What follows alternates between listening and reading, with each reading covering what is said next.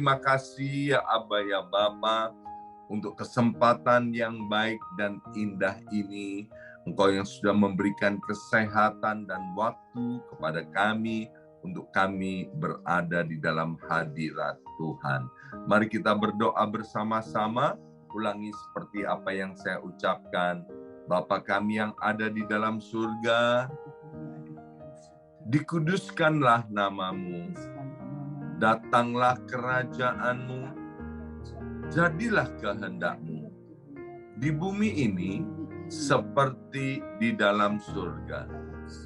Bapa yang baik, berikanlah kami pada hari ini rezeki yang menjadi bagian kami secukupnya, cukup untuk memberikan pinjaman kepada banyak bangsa, sedangkan kami sendiri tidak punya pinjaman. Cukup untuk menjadi saksi Tuhan, mulai dari Yerusalem, Yudea, Samaria, sampai ke ujung-ujung bumi. Cukup untuk menjadikan semua bangsa murid Kristus dan membaptis mereka dalam nama Yesus. Terima kasih Bapa untuk rezeki yang secukupnya. Dan ampunilah dosa-dosa kami. Ampunilah kesalahan kami. Seperti kami pun mengampuni orang-orang yang bersalah kepada kami. Dan janganlah masukkan kami ini ke dalam pencobaan, tetapi bebaskanlah kami dari segala yang jahat. Sebab Engkaulah yang empunya kerajaan, kuasa, dan kemuliaan sampai selama-lamanya. Dalam nama Tuhan Yesus, kami sudah berdoa. Haleluya, haleluya. Mari Bapak Ibu sekalian, sekarang kita bersama-sama secara serempak dan serentak kita akan menggemakan Mazmur 91 dengan suara yang keras, dengan suara yang lantang dari tempat kita masing-masing. Alkitab berkata, mati dan hidup dikuasai oleh lidah. Siapa suka menggemakannya akan memakan buahnya. Dengan suara yang keras, 2, 3, Mazmur 91. Orang yang duduk dalam lindungan yang maha tinggi dan bermalam dalam naungan yang maha kuasa akan berkata kepada Tuhan, tempat perlindunganku dan kubu pertahananku, Allahku yang kupercayai.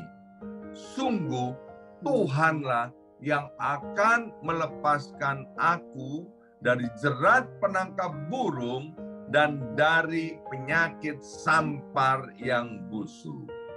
Dengan kepaknya Tuhan akan menudungi aku. Di bawah sayapnya aku akan berlindung.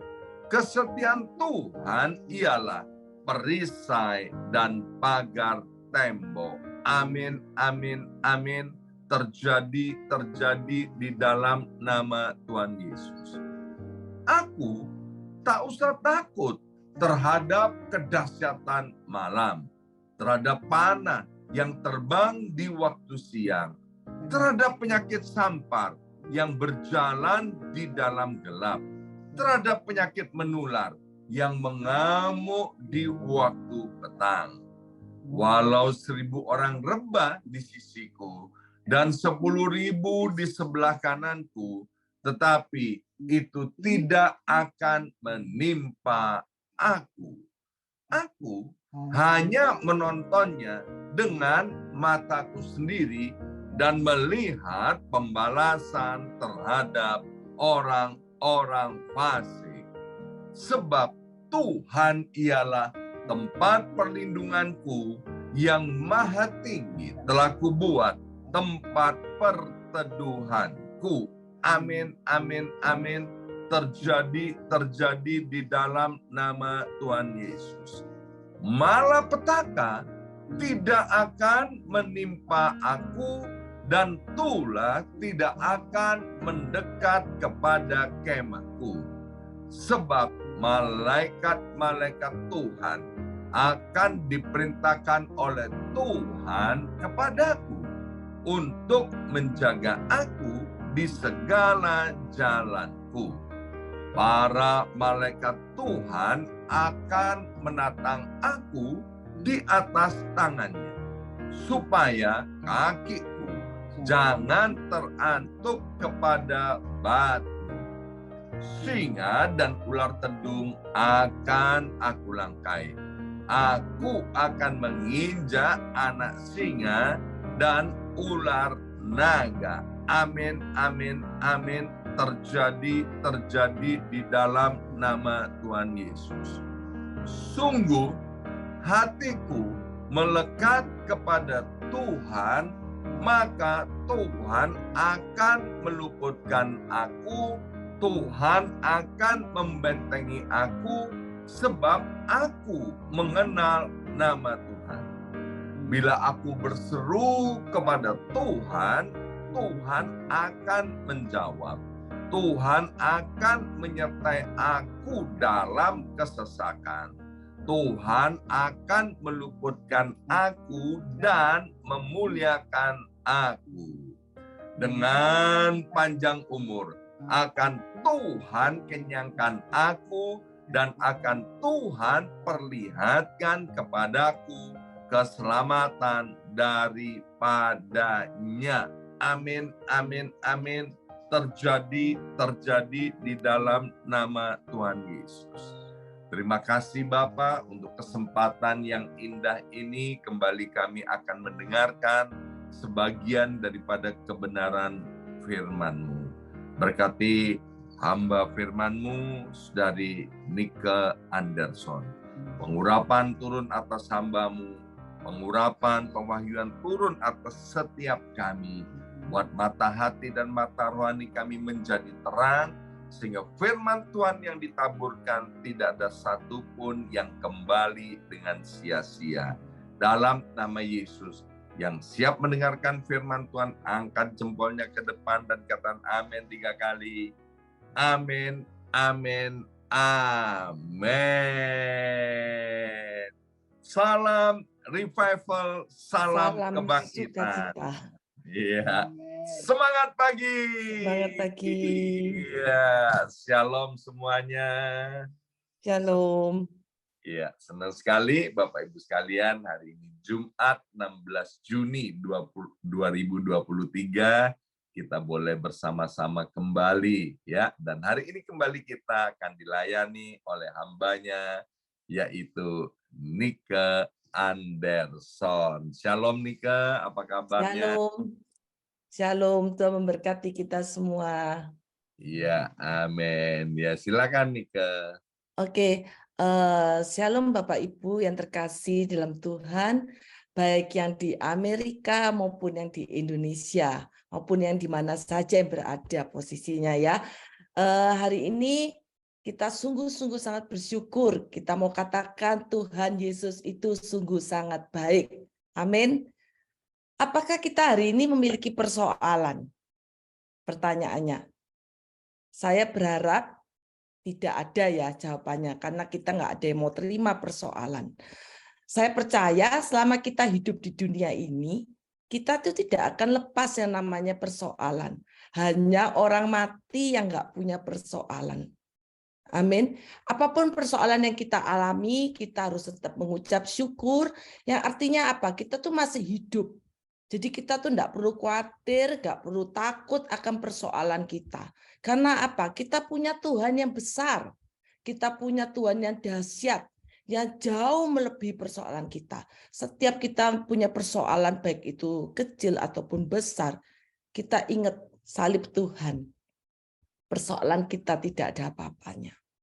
Karena Tuhan yang sudah menyelesaikan di atas kayu salib. Jadi kita percaya. Percaya itu bukan sekedar percaya, tapi percaya berserah kepadanya. Dan percaya ada jalan keluar bersamanya. Amin. Ya kadang memang muncul persoalan itu dari manusia sendiri, dari kita sendiri. Karena Tuhan memberikan free will. Tuhan memberikan kebebasan kepada setiap kita. Yang kadang kita ini salah dalam menggunakan free will yang Tuhan sudah berikan. Kehendak manusia tuh sering datang dalam hal yang tidak baik, sehingga kita tuh akhirnya hidup tanpa pimpinannya, karena kita tuh mau semaunya kita, maunya kita. Jadi kalau kita berdoa pun kita maunya yaitu Tuhan jawab sesuai keinginan kita. Sering kan kita berdoa, kita berharap dan maunya sesuai kemauan kita. Tetapi apa yang terjadi? Ada yang dijawab sesuai keinginan kita. Benar, kita sukacita, oh Tuhan baik ya, menjawab keinginan kita, jawaban kita, kemauan kita tuh dijawab Tuhan. Kita mungkin bisa happy, senang sekali. Tetapi ada kalanya kaget dengan jawaban Tuhan. Bukan itu yang kita mau. Nggak sesuai dengan apa yang kita harapkan. Akhirnya apa? Sering manusia tuh kecewa karena tidak sesuai dengan apa yang harapkan. Mungkin sabar, mungkin ya berapa minggu, berapa bulan masih sabar, sampai ada yang berdoa bergumul bertahun-tahun, tapi Tuhan belum menjawab. Ada apa ini? Kenapa Tuhan belum menjawab? Tapi kita tetap harus percaya, tetap katakan Tuhan itu baik. Mungkin tidak sesuai dengan kita harapkan, tapi Tuhan punya rencana dalam kehidupan kita. Seperti firman Tuhan yang akan bertema pada hari ini, suka-sukamu Tuhan. Saya memberikan judul tema hari ini, suka-sukamu Tuhan. Artinya apa? Maunya Tuhan itu apa sih dalam kehidupan kita? Ya sudah, kita terima. Karena kita kadang nggak lihat, kelihatannya nggak baik. Kelihatannya kok gini Tuhan jawabannya. Tetapi saat kita beberapa saat sering kita mengalami, oh ini toh artinya maksud Tuhan. Akhirnya kita bisa mengucap syukur. Oh untung ya. Pernah mendengar cerita orang yang mau naik airplane, enggak, dia di-cancel perjalanannya. Ternyata pesawat itu mengalami musibah. Pada waktu di-cancel di dalam perjalanan itu, mungkin marah, jengkel. Jengkel sekali karena merasa ini perjalanan harus dilakukan. Tetapi ada satu keluarga pada saat itu di-cancel perjalanannya. Dia marah, kecewa, protes sama airplane-nya. Tiba-tiba dia mendengar berita. Ternyata airplane itu mengalami musibah. Apa yang dikatakan orang? Apakah dia sukacita apa tidak? Apa dia bersyukur dia tidak mengalami hal yang sama dengan penumpang di airplane yang lainnya itu? Kadang kita nggak tahu apa yang Tuhan mau. Tetapi kita tetap percaya, kita selalu katakan setiap kita punya masalah, Tuhan engkau sungguh baik, engkau teramat baik. Aku percaya Tuhan, dalam persoalan ini engkau membawa aku kepada kemenangan. Aku percaya Tuhan, engkau memberikan aku jalan keluar. Saat kita berkata-kata positif, berpikir positif, maka apa yang kita imani itu bisa cepat terjadi. Seperti contohnya, saya memberikan satu kesaksian. Pada saat saya membeli rumah, Tuhan izinkan saya membeli rumah di Amerika ini. Bingung kan, rumah segitu banyak, mau tinggal di mana, daerah mana, tempat di mana.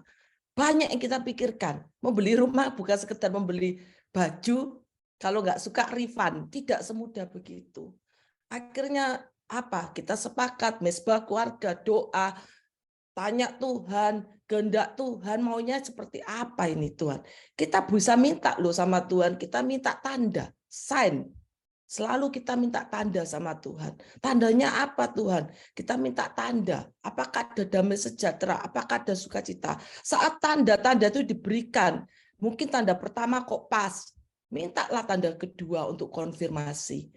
Saat kita didoakan hamba Tuhan, mungkin ada yang memberikan kita nubuat, minta konfirmasi juga ke Tuhan. Apa benar ini sesuai dengan yang Tuhan mau? Jadi kita minta tanda-tanda. Bagi yang belum punya pasangan hari ini, mintalah tanda pada Tuhan. Karena Tuhan tahu yang terbaik dalam setiap kehidupan kita. Kita nggak tahu apa yang terjadi 2 tahun lagi, 5 tahun lagi, 10 tahun lagi, tetapi Tuhan tahu. Oleh sebab itu mintalah tanda pada Tuhan. Apa yang Tuhan mau? Mungkin kita maunya ini Tuhan, tapi Tuhan bilang, mintalah, ketoklah, maka pintu akan dibukakan bagimu. Minta tanda sama Tuhan. Maka percaya kalau kita minta tanda sama Tuhan, nanti Tuhan akan kasih yang terbaik. Sehingga puji Tuhan, singkat cerita, saya mendapatkan rumah di Amerika ini sesuai tandanya. Jadi saya waktu melihat rumah, saya tuh melihat sesuai dengan tanda yang Tuhan berikan. Salah satu contoh yang kadang sepele sekali tandanya itu. Salah satu contoh ya, saya mau punya laundry itu di lantai 2, second floor. Itu salah satu tanda. Karena rumah New Jersey rata-rata laundry-nya itu di bawah. Habis parkiran mobil, dekatnya mobil masuk garasi, persis dibuka, itulah tempat laundry. Di mana-mana sering terdapat laundry itu di depan garasi. Tetapi saya minta tanda, salah satunya ini, laundry second floor. Tuhan baik loh. Pada waktu suami saya tertarik sama rumah yang saya tempati ini, dia kepilih rumah pojok dan dapat rumah pojok. Terus saya minta tanda sama anak-anak juga. Ayo anak-anak minta tanda. Apa keinginanmu sama Tuhan? Jadi waktu kita lihat rumah, kita lihat tandanya tuh sesuai enggak yang sama Tuhan kasih. Yang terakhir, kita sudah senang nih misalnya. Oh sesuai semua ini tandanya. Tetapi proses lagi kan, masih ada proses-proses berikutnya. Apakah Tuhan buka jalan? Pertanyaannya. Ya, puji Tuhan, Tuhan buka jalan. Berarti kalau Tuhan buka jalan, itulah tanda dari Tuhan. Kalau Tuhan tidak buka jalan, saya minta Tuhan lupakan. Kalau mungkin banyak cara kan untuk membatalkan, untuk cancel itu banyak cara. Biar kalau ini bukan dari Tuhan, Tuhan yang cancel. Tapi kalau dari Tuhan, Tuhan buka jalan. Sering saya memperkatakan itu, sehingga saya merasa mujizat Tuhan itu terjadi dalam kehidupan saya. Dan saya percaya mujizat yang sama bisa terjadi dalam kehidupan setiap saudara semua. Amin. Firman Tuhan di dalam Mazmur 135 ayat 6. Dikatakan, Tuhan melakukan apa yang dikehendakinya. Di langit dan di bumi, di laut dan di segenap samudra raya. Jadi Tuhan itu melakukan apa yang dikehendakinya. Jika kita mempelajari, semua pasti tahu ya waktu sekolah minggu, kisah Yunus. Masih ingat kisah Yunus? Ya, itu salah satu kisah favorit di dalam Alkitab. Kita mau belajar dari kehidupan Yunus. Yunus ini salah satunya juga hamba Tuhan ya, yang dipakai Tuhan juga. Dia dipercaya Tuhan untuk pergi ke kota Niniwe. Kota yang begitu terkenal dengan kota yang penuh dengan kefasikan, kota yang penuh dengan kejahatan di sana. Tetapi Yunus ini menolak panggilan Tuhan. Dia tuh enggak suka. Dia kalau bisa kota yang penuh dengan kejahatan itu dia setuju kalau diporak-porandakan sama Tuhan. Lebih baik biar dihukum.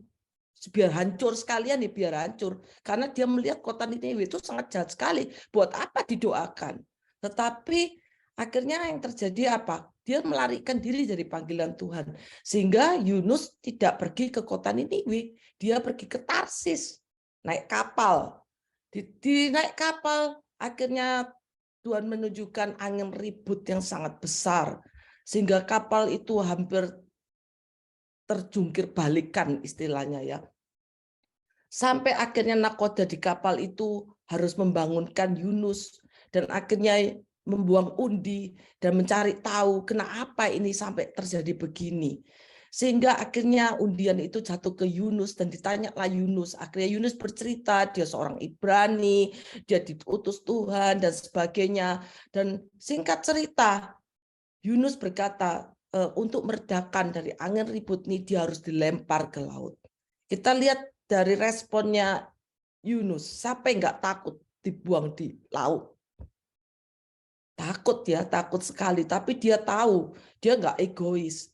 Kalau dia di dalam kapal itu semua di dalam kapal akan mati. Tetapi dia tahu dia yang berbuat dosa, dia yang harus dilempar. Akhirnya dia siap untuk dilempar. Akhirnya dilemparlah Yunus. Sampai bisa bayangkan, akhirnya Tuhan mengutus ikan Ya, ikan menangkap Yunus selama 3 hari 3 malam. Yunus di dalam perut ikan. Siapa yang bisa membayangkan tinggal di dalam perut ikan? Saya percaya Yunus mendapatkan persoalan yang sangat besar dalam hidupnya pada waktu itu. 3 hari 3 malam. Saya sampai bertanya sama waktu ngobrol sama suami saya, kira nggak bisa makan ya itu si Yunus di dalam ikan itu. Coba bayangin, gelap. Dia cuma bisa apa? Berdoa. Dia cuma bisa berseru kepada Tuhan. Tuhan dengar di bawah paling dalam, dasar paling dalam. Tuhan dengar doa Yunus. Akhirnya dikeluarkanlah Yunus, dimuntahkan oleh ikan itu sampai ke darat. Sehingga Yunus diulangi lagi. Tuhan minta pesan yang sama, pergi ke kota Niniwe. Kali ini kapok kali ya. Dia nggak berani melarikan diri. Pergi dia akhirnya ke kota Niniwe. Akhirnya pergi ke kota Niniwe, dia memberitakan firman Tuhan, dia berseru, ayo 40 hari lagi kalau kamu tidak datang, tidak sungguh-sungguh kepada Tuhan, kota ini akan dijungkir balikan oleh Tuhan. Dan untungnya rakyat Niniwe, Raja Niniwe itu percaya Allah. Sehingga mereka tergopoh-gopoh melakukan apa? Berpuasa. Perhatikan, baca, Yunus itu ada 1-4 pasal. Raja dan para pembesarnya itu mengadakan puasa. Bukan cuma manusia yang diajak puasa. Ternaknya juga diajak puasa. Tidak makan, tidak minum air. Ternaknya itu juga diikut puasa. Biasanya kan manusia kan yang disuruh puasa. Sampai ternaknya juga disuruh ikut puasa. Akhirnya puasa. Dia minta belas kasihan Tuhan. Dia minta kemurahan Tuhan. Sehingga akhirnya apa? Kalau kita datang kepada Tuhan, saat kita punya masalah, datang pada Tuhan, berseru kepada Tuhan yang ajaib itu, yang menciptakan langit bumi beserta isinya, yang menciptakan kita, yang bisa melakukan apa saja dalam kehidupan kita. Tidak ada yang mustahil bagi Tuhan itu, asal kita percaya, asal kita beriman. Maka akhirnya kita lihat mengetuk hati Tuhan. Tuhan itu Allah yang penuh belas kasihan. Saat berdosa pun dilihat sama Tuhan. Sampai diutuslah Yunus untuk ada supaya kota Niniwe ini bertobat. Akhirnya Tuhan dengan belas kasihan Tuhan tidak jadi kota Niniwe itu dijungkir balikkan, tidak jadi dibinasakan. Tuhan bahkan dikatakan Tuhan menyesal untuk memiliki rencana menghanguskan, membinasakan kota Niniwe. Jadi belajar dari kisah Yunus ini, percaya ya Tuhan itu Tuhan yang sungguh sangat baik dan teramat baik. Dia tidak pernah merancangkan kecelakaan. Kenapa kita mau belajar agar maunya Tuhan itu apa sih? Suka-sukamu Tuhan. Apa yang kamu sukai dalam hidupku? Lakukan yang terbaik. Kehendak Allah bagi kita itu mendatangkan ada 4 hal. Yang pertama, segala hal yang baik. Yaitu dalam Yeremia 29 ayat 11 dikatakan, sebab aku ini mengetahui rancangan-rancangan apa yang ada padaku mengenai kamu. Demikianlah firman Tuhan, yaitu rancangan damai sejahtera dan bukan rancangan kecelakaan. Jadi kalau kita menghadapi masalah, firman Tuhan itu kita perkatakan, Tuhan aku percaya Tuhan, Engkau tidak memberikan aku rancangan kecelakaan, tetapi Engkau memberikan aku rancangan damai sejahtera, rancangan yang membawa aku kepada kehidupan yang kemenangan. Sehingga pada saat itu kita percaya, di balik masalah itu pasti Tuhan kasih kemenangan. Kalau belum dijawab, tetap katakan percaya. Kalau perlu saya pernah nih, saya kasih kunci ya, pernah nih doanya lama nggak dijawab. Saya berkata begini, Tuhan kalau perlu Tuhan, kalau Engkau izinkan, kalau Tuhan berkenan, percepat Tuhan. Tolong Tuhan percepat, ini butuh cepat Tuhan jawabannya. Kadang kita minta Tuhan percepat, tapi kita harus datang dengan kerendahan hati. Dan tidak memaksakan kehendak kita, tapi Tuhan tahu hati kita loh. Tuhan tuh tahu kalau hati kita tuh seperti apa. Jadi kita terus berserah total kepada Tuhan. Saat kita berserah total, Tuhan itu pasti campur tangan. Dan dikatakan yang kedua, kehendak Allah bagi kita tuh mendatangkan apa? Segala kuasa iblis itu pasti dihancurkan. Sebab Tuhan menciptakan manusia ini dari awal mulanya. Tuhan itu mengasihi manusia sungguh-sungguh. Diciptakanlah manusia itu segambar dan serupa dengannya. Iblis itu tidak berkuasa atas kita karena kita punya Tuhan. Asal kita mau berlindung dan datang kepadanya. Amsal 4 ayat 23 dikatakan, jagalah hatimu dengan segala kewaspadaan, karena dari situlah terpancar kehidupan. Jadi iblis itu tidak berkuasa dalam kehidupan kita kalau kita mau kehendak Tuhan itu yang terjadi dalam hidup kita. Yang ketiga, kenapa kita mau suka-sukanya Tuhan dalam hidup kita, kehendak Tuhan apa? Agar kita ini semakin kuat. Amin. Filipi 4 ayat 13, salah satu ayat favorit saya. Segala perkara dapat kutanggung di dalam Dia yang memberi kekuatan kepadaku. Amin ya. Orang yang berjalan dengan kekuatannya itu akan lemah. Tetapi kalau kita berjalan bersama Tuhan, kita akan makin kuat. Karena banyak terjadi hal hari-hari ini, orang sering jatuh karena mengandalkan kekuatannya sendiri. Sehingga kalau jatuh protes lagi sama Tuhan. Tuhan disalahkan. Tuhan kok aku jatuh, kok aku mengalami hal ini. Kenapa? Kadang sering persoalan itu datang ya karena dari akibat perbuatan kita sendiri. Karena kita tidak melibatkan Tuhan. Keputusan diambil sendiri. Segala sesuatu dilakukan sendiri. Merasa, apalagi kalau orang yang sudah merasa dirinya pintar, merasa dirinya serba bisa, akhirnya dia melakukan kehendaknya sendiri. Lupa bahwa kita perlu Tuhan. Kita perlu Tuhan yang mengontrol dalam hidup kita. Bukan kita yang mengontrol hidup kita, tetapi Tuhan yang mengontrol hidup kita. Itu yang paling penting.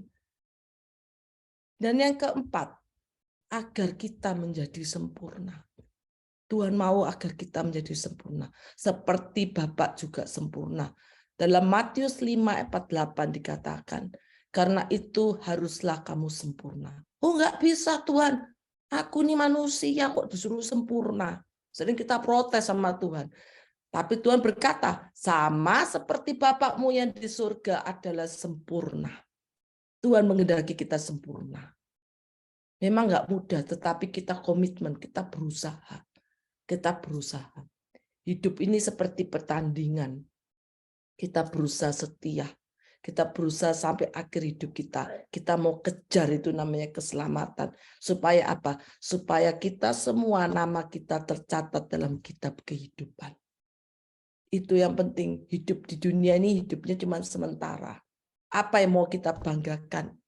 Punya rumah, punya mobil 5, punya mobil 6, punya apa lagi? Punya apartemen, punya segalanya.